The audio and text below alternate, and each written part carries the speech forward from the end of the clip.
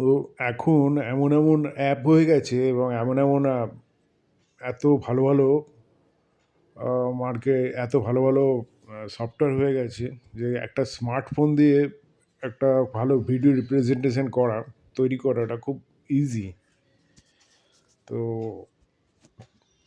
Welcome and thank you. একটা ছোট্ট video একটা আমি দিয়ে আমি দেখিয়েছি যে স্টক মার্কেটে সত্যিকারের যারা বড় খিলাড়ি তারা কিভাবে কাজ করে। এরা কিন্তু মার্কেটে বসে কম্পিউটারের সামনে বসে বসে ট্রেডিং করে না, ফিউচার অপশান পুট কলও খেলে না, কিছুই করে না। দেখুন এখানে আজকে ডেটটা 19শে জুন 2025। একটা খবর বেরিয়েছে, নিউজটা বেরিয়েছে, যেটা হচ্ছে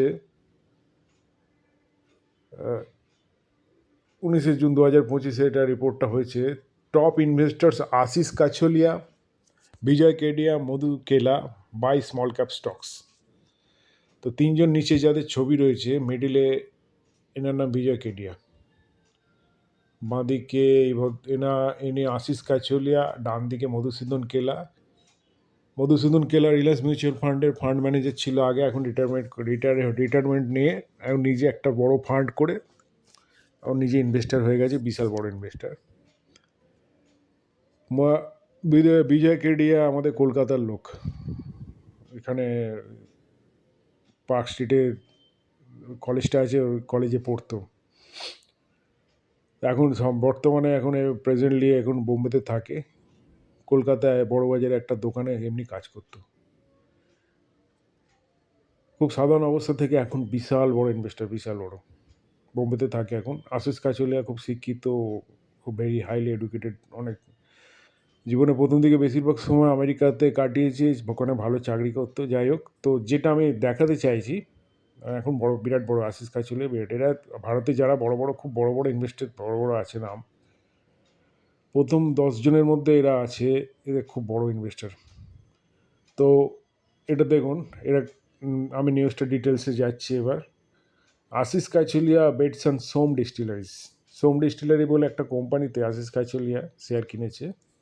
এবার কী কিনেছে দেখুন, আশিস কাছলিয়া এখানটা দেখুন, এই ইনভেস্টার আশিস কাছলিয়া অ্যাকোয়ার্ড 0.92% স্টেক, মানে একটা কোম্পানির 0.92% কিনেছে, যে কোম্পানিটার নাম হচ্ছে সোম ডিস্টিলারিজ অ্যান্ড ব্রিউয়ারিজ লিমিটেড।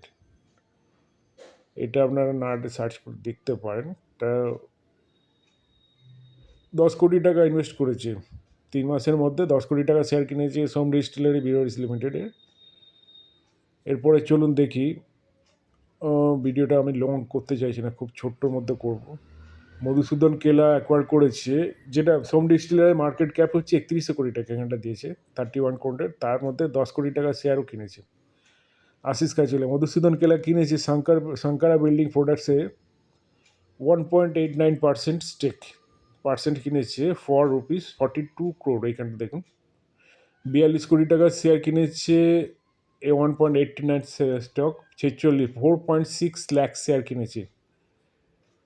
এটা কিনেছে মধুসূদন কেলা কিনেছে। এরপরে দেখা যাক বিজয় কেডিয়া কী করেছে। বিজয় কেডিয়া কিনেছে অ্যাডভিট এনার্জি বলে একটা কোম্পানিতে শেয়ার কিনেছে, যেটা 17 কোটি টাকার শেয়ার কিনেছে, তাই তো?